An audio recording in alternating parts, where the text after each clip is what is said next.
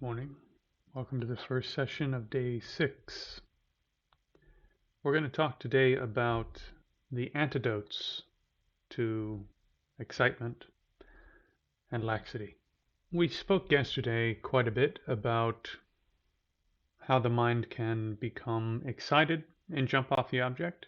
And then after the third stage, when you enter the fourth stage of training in calm abiding, how the mind can then sink and become dull.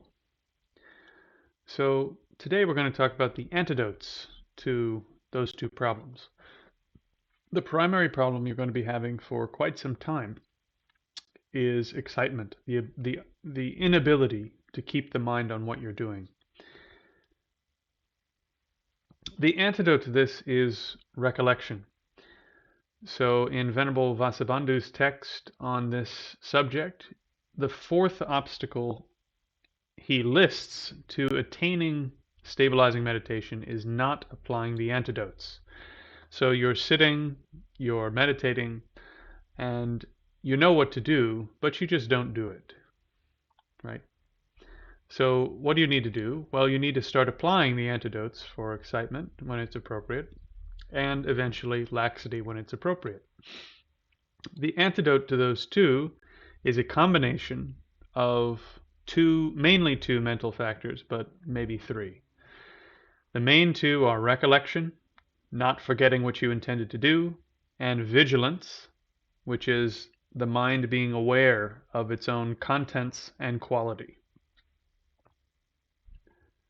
Beginning with recollection. This term is smrti in Sanskrit, it is sati in Pali, and this term actually means to recollect, to remember, to recall. So the best translation, actually, for gopa, right, also in Tibetan, is non-forgetfulness, the quality of not forgetting what you intended to do. There's a lot of baggage with the translation mindfulness. Mindfulness is a term that's used for this term in Pali and Sanskrit and Tibetan, but obviously there's so much baggage with this term now. Actually, recollection, remembrance, non-forgetfulness, these are much better translations. One of my teachers, Geshe Dakpa Tokyo, defines recollection as the active act of not forgetting what you intended to do. You sat down, you put your mind on the breath, for example. You intended to hold your mind on the breath no matter what happens without the mind moving. And you forgot, and it jumped. Yes? So when you don't forget, when you actively don't forget, and you hold the mind on the breath, this is a process of recollection. In Western psychology, they may call this working memory or active memory. Actually, active memory, I'm not sure. I think working memory, though, it is not forgetting what you're doing in the midst of doing it. Yes, so this is a very well-established mental function or mental factor in Buddhist terms. The Dalai Lama defines this term as maintaining the continuity of familiarity with what has previously been seen or known to prevent the mind from forgetting about or losing its object and to hold the mind on its object with endurance. So you put the mind on the breath, you intend to hold it there, you don't forget about or lose the object, and you hold it there with endurance. Yes, this should all make quite a bit of sense. Recollection has the quality of recalling the instructions for meditation, recalling the antidotes to particular meditational faults, and applying antidotes through mobilizing intention and attention. So, practically speaking, you got a bunch of information during this course about all of this stuff related to how to make your mind do what you want it to do.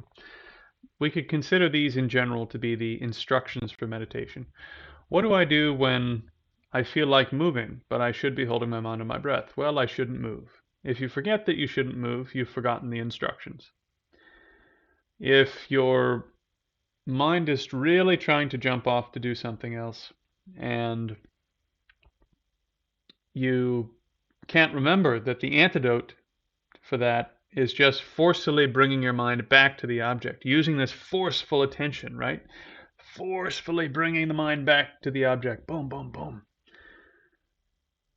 Then you've forgotten the particular antidote you need for the problem that you have on the first stage of training in calm abiding, or before the first stage. Non-forgetfulness also mobilizes your intent and your attention. So you remember, I'm supposed to bring forceful attention to the object. Your intention comes up, I'm going to apply forceful attention to the object. And bang, attention comes back to the object of focus, the breath in this case. If you're using a visualized image, right, like an image of a Buddha during Vajrasattva meditation, for example, recollection is also the mental factor that remembers the details of the image.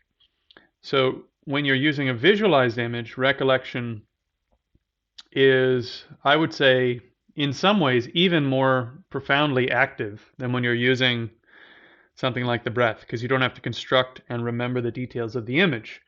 When you're visualizing an image, you have to remember, okay, it's 4 inches tall, it has this on the bottom, then it's sitting on these things, it's wearing this type of robe, it's this color, its face has these details, its eyes are blue, and so on.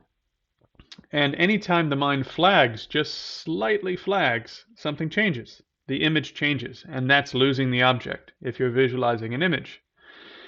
Obviously, there's a process of training in visualized images, so don't let that stress you out.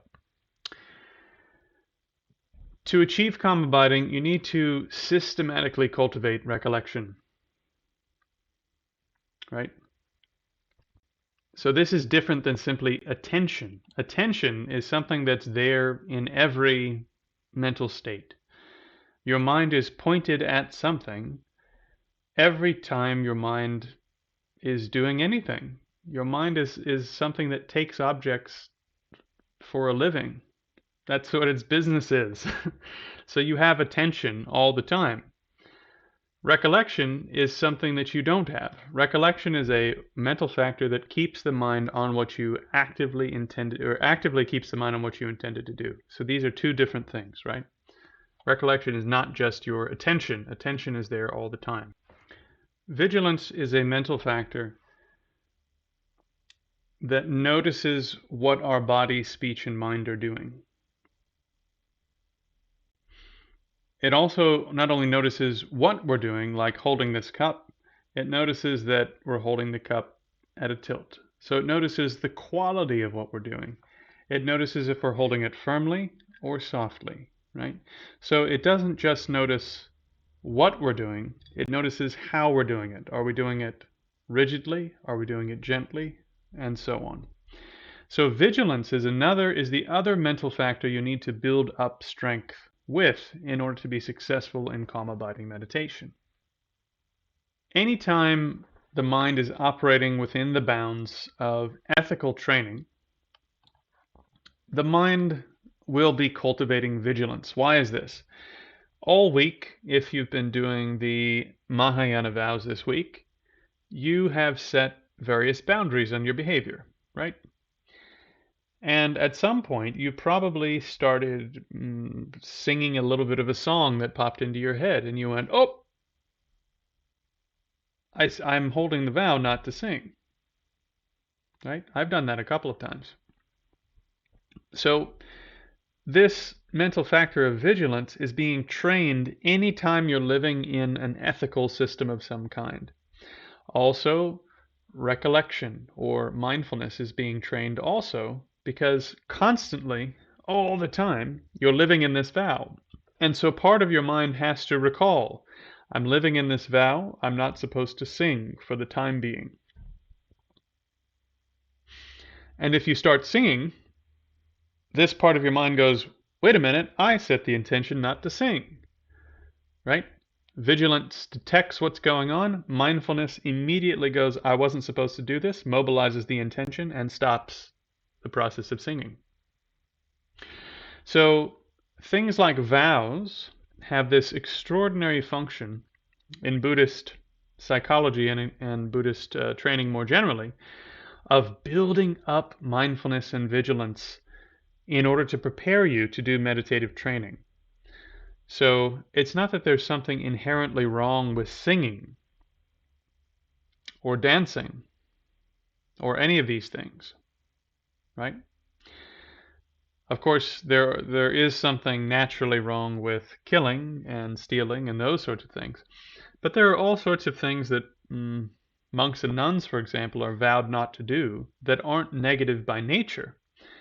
They have all sorts of functions, and I'm not an expert on what their functions are.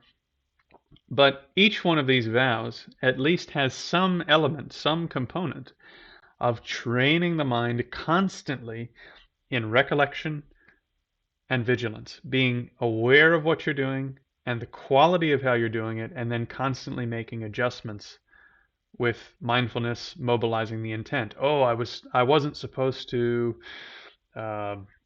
do such and such while eating. I wasn't supposed to eat after noon. Right? So this then builds up the mental qualities you need to continue the training on the cushion.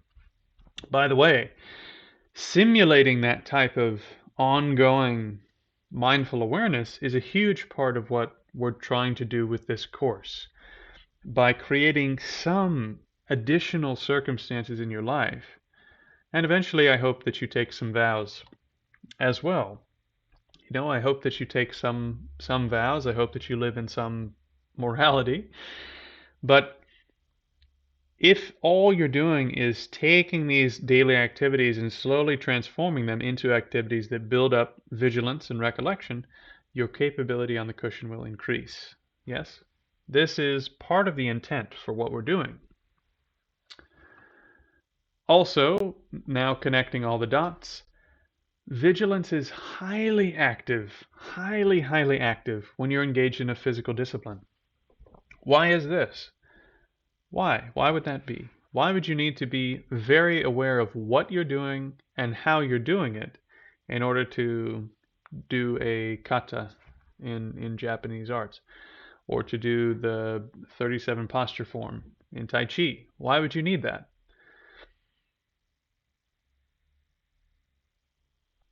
I hope it's fairly obvious.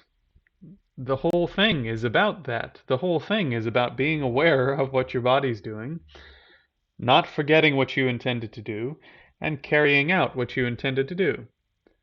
So you're building up mindfulness and introspection, recollection, vigilance. Yes, you're building up the two mental factors you need for training on the cushion.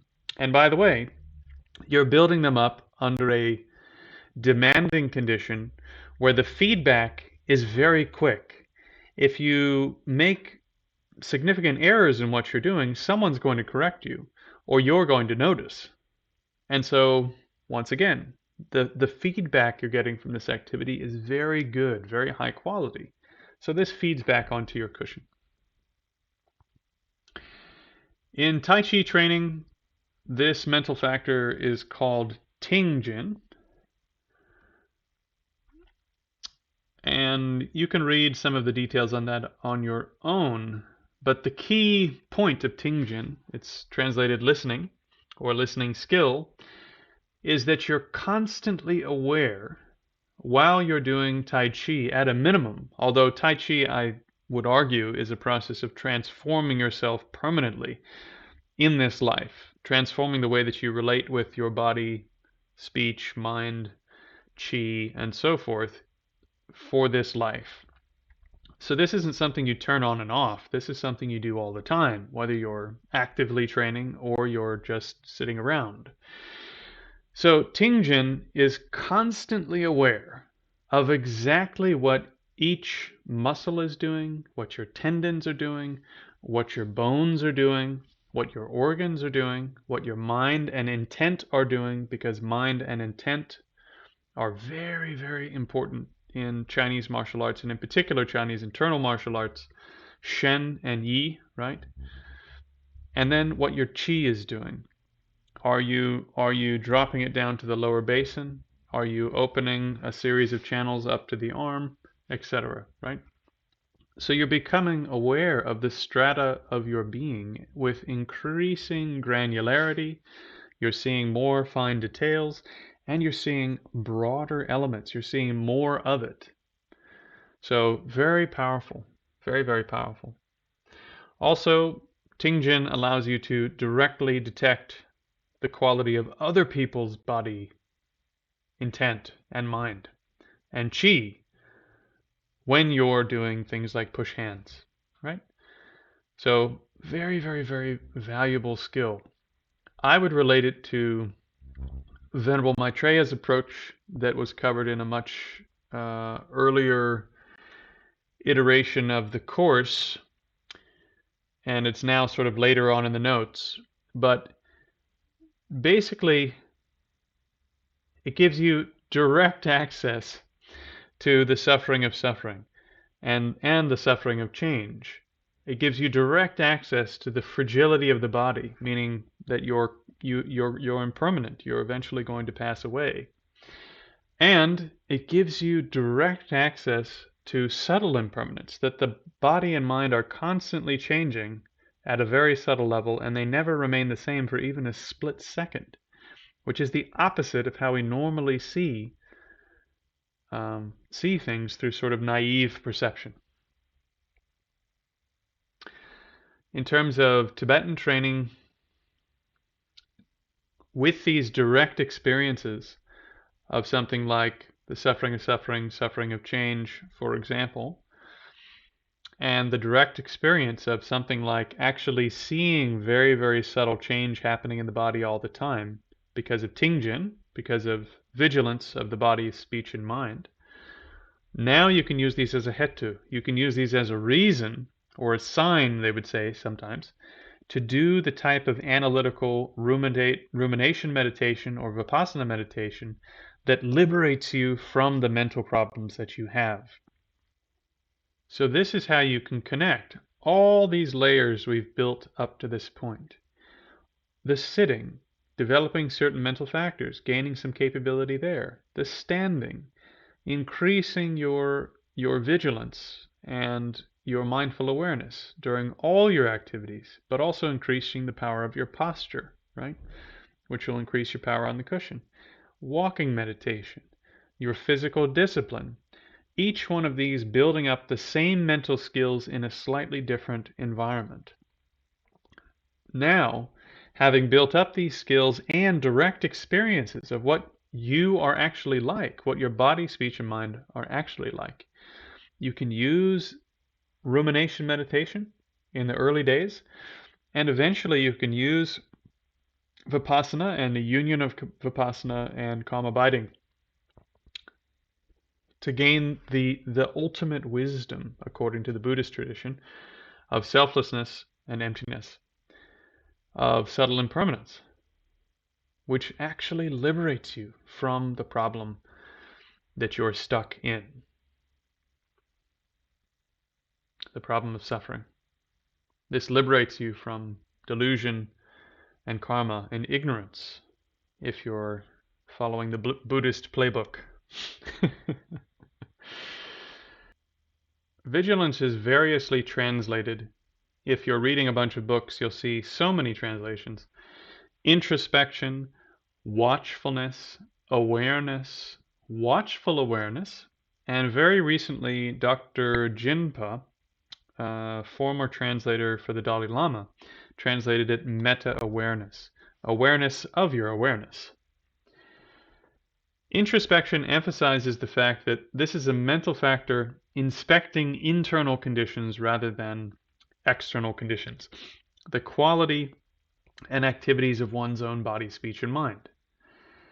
Awareness emphasizes the fact that this is a mind that's becoming increasingly cognizant, increasingly knowing of the quality and activities of the body, speech, and mind. The two that have to do with watching emphasize the fact that, as it says in some meditation texts, you're developing an observer that is inspecting what's going on. Yes? In some texts they say it's almost like a soldier at a checkpoint who's inspecting sort of the paperwork of each thing that comes in. Like, okay, are you following the vows for this country? Did you check the laws before you came in? Okay, no. We're staying on the object in this country. So you have distraction, you have to go. Excitement, you have to go, right? Meta awareness is really emphasizing the mind is already aware, for example, of one's ethical conduct, meditative faults, and so on, through, this is sort of technical, through non-ascertaining perceptions. In other words, you're listening to a great song on the radio, and you're driving home, or you're flipping through your phone on the bus, headed somewhere, and you get to the destination and you have no clue how you got there. If you really, really think hard, you'll remember some of how you got there, but you didn't ascertain, you didn't sort of mentally grab onto what was occurring in those conditions because you were focused somewhere else. So meta-awareness, I think, is really a translation of this term that's kind of emphasizing that aspect.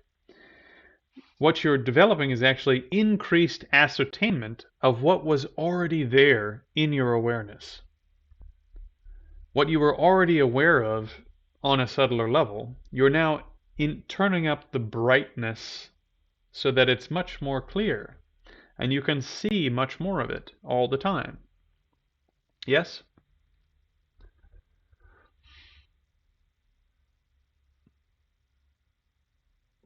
Finally, my preferred term is vigilance. I think vigilance emphasizes the lucid, bright, vivid cognition aspect of this mental factor. The problem that we are trying to overcome when we move to the fourth stage, and then I think somewhere around the sixth or seventh stage, is gross laxity or coarse laxity, and then subtle laxity, right? And the primary antidote to those is increased vigilance. And so I think the lucidity, the brightness, the vividness of the cognition is an important factor here. And I think vigilance, right, which is sort of about being highly awake, really captures that piece of the puzzle. But all of these are good. If one is aware, they're watchful, introspective, if you have meta-awareness, all of these are really still captured under the umbrella of vigilance. So I think vigilance is really the best word. So in the context of stabilizing meditation, vigilance is developed because you have recollection. When you remember what you intended to do, vigilance just grows based upon you staying with the activity. So really recollection is the mother and father of the vigilance. So if you continue to increase the recollection, especially in the early days, then the vigilance will increase. Yes? At some point you need to develop the vigilance. I mean, basically I think from about 4 until the 6th stage or 7th stage you're developing sort of vigilance, but your recollection is mature. But in the beginning, your vigilance will grow because of the recollection. So that's an important point. Okay, let's do our 5 minutes.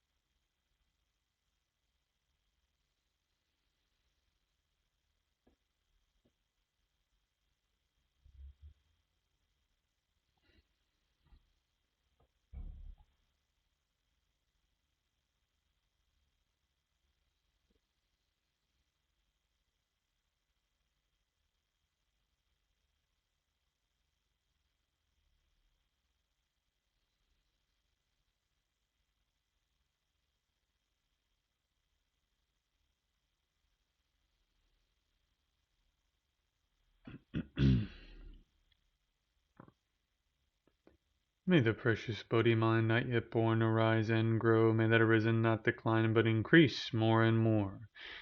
May the precious supreme view of emptiness not yet born arise and grow. May that arisen not decline but increase more and more.